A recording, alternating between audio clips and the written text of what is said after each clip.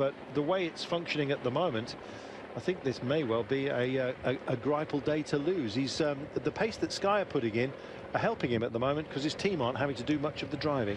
No, they're not. They're just coming out onto the final sort of 8 kilometers here of today's stage, and this is where it starts getting a little bit difficult. You need to keep the pace very, very high, because on all these little rollers there's always a potential springboard for someone to launch an attack. Although looking at the teams, it seems like everyone is getting themselves ready for a sprint finish. Very much so.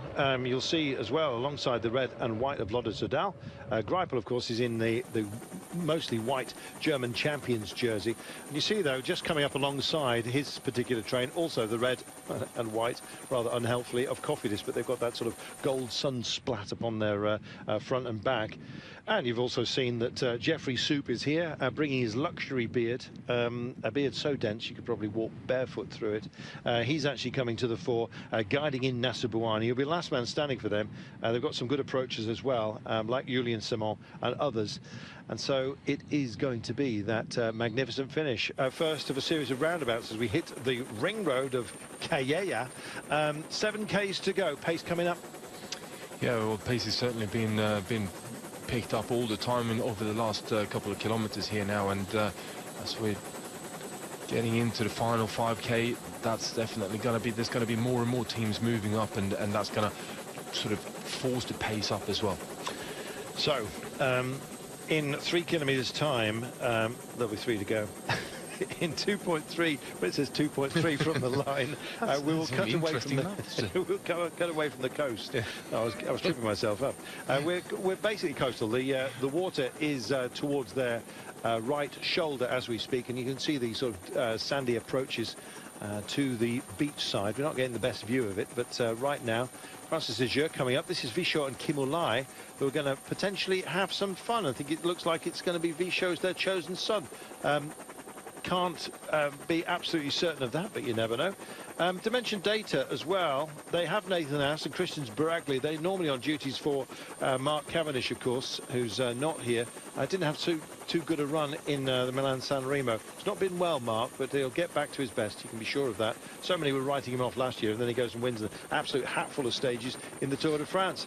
Expect similar this year. Big squeeze coming up at 6 to go. It'll click to 5 in a few moments' time. They take quarter of that particular roundabout and then get straight into another one.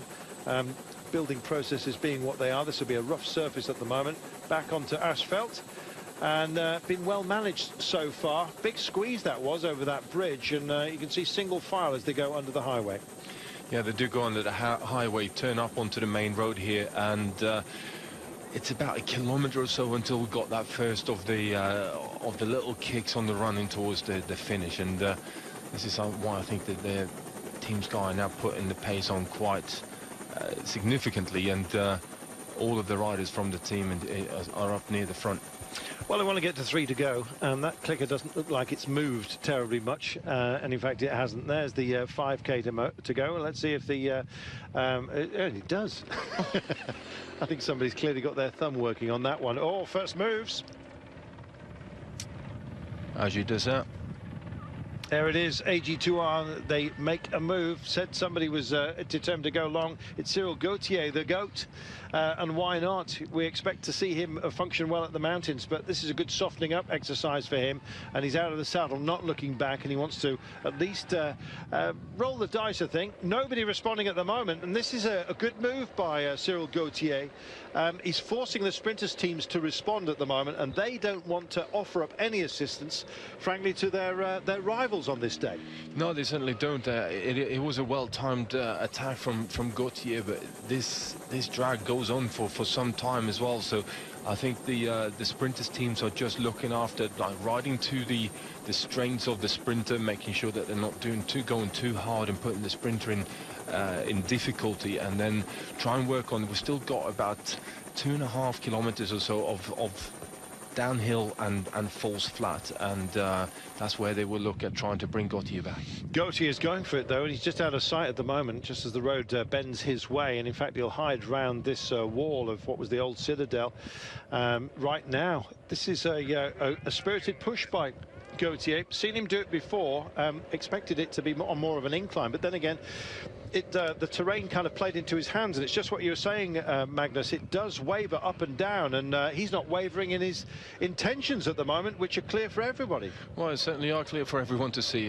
He's put a very good move in, and put the sprinters teams under quite a bit of pressure. I'm surprised that the Team Sky didn't respond to that and sort of keep the pace going up over the top. They could have got sort of strung out the bunch a bit more and put themselves in a safer position. But here we go, bunches massing up, and we've still got another one of these little draggy kind of these very, very tricky climbs to deal with. Yes, just bumpy bonuses for the likes of this man. At the moment, though, he's going to get wound in, and as soon as they hit the 3 to go marker, then no fear about accidents for the GC man, but still a climb. He's out of the saddle, back into it as well, like a jack in the box, and looking who else is getting into the frame, and Sbaragli is starting to pick himself up for this one. Coast side at the moment then, and it will be in about 400 meters time that they'll turn. They'll take a left-hander, and indeed a big drive coming in at the moment, and good work being put in by Dimension Data. This is for Nathan Haas and Christian Sbaragli. Max's choice today. The road just cut into the side of the mountain. It's a spectacular coast, actually. You're not seeing the best of it just for the time being, but we're dwelling on the riders. I'm sure they'll give us some beauty shots at the end, of which there will be plenty. They'll make this cut then away from the coast, and then it will be gradually and slowly but surely into town, although slowly but surely is not going to be the expression later on, I can tell you.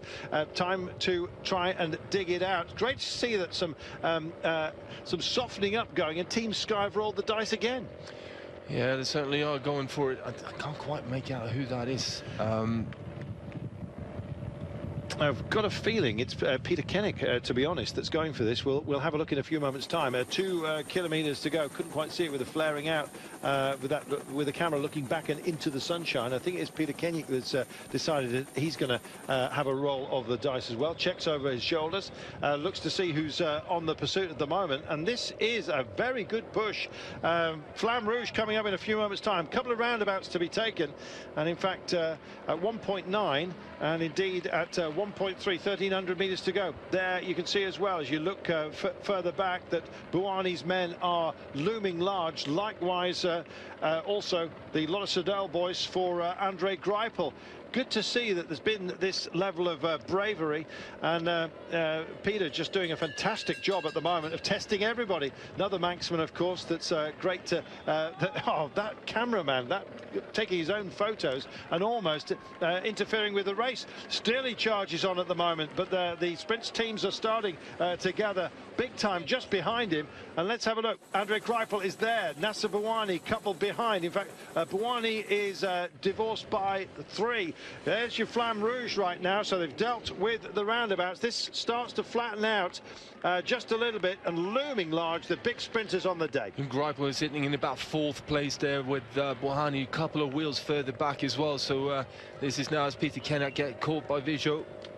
Vichot, French champion, just comes through, working for Cimolai. He's leading him in. Cimolai is there on his wheel.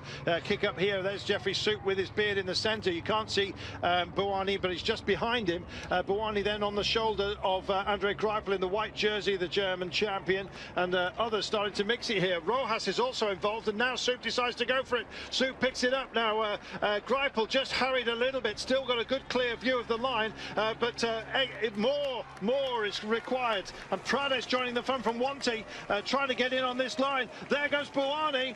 Can't quite stick it with Cimolai coming round the outside. Oh, I think Buani's going to get beaten here. Oh, maybe he just got it on the throw at the line. Goodness me, an all-French affair to the finale today. Andre Greipel just boxed in ever so slightly. Didn't quite have it by the end of today. It's been so busy, however. What a harried sprint finish that turned out to be. We wait for the official result. What about that? Well, certainly a usual Calella sprint finish, where that sort of kick up with about 300 meters, 400 meters to go, just causes everyone to stall a bit. But Buani taking on the sprint, led out as always by Jeffrey Zup, and getting challenged as well for it. Sparagli, I think it is Sparagli anyway, coming in there just behind Greipel, like you said, boxed in quite a long way back already when the sprint was opened up. Great work. Oh, Bohani gets beaten. There we are. And I believe it's Davide Cimolai, the 27-year-old, who's got the sprint bragging rights today. There's Andre Greipel boxed in, no way back for him at that point, I'm afraid. Just being forced out towards the barriers, and it was this drag that Magnus was talking about at the pickup towards the end. Edward Prados, I think it is, from Wanty, also getting a top 5 finish today. Get confirmation of that for you. Gosh, average speeds today, not too bad, 39 kilometers an hour on a rough day that include 2 Category 1 climbs. Of course, everyone's mind is going towards the that ultimate climb up to La Porte on stage 5. But good work by Francis de Jure, who have turned themselves into a good team time trialing unit as well. And so they've kind of opened their account in a big way, and he's got it. Finally, he finds out. Davide Cimolai gets the just has his number 3 vertebra compressed ever so slightly.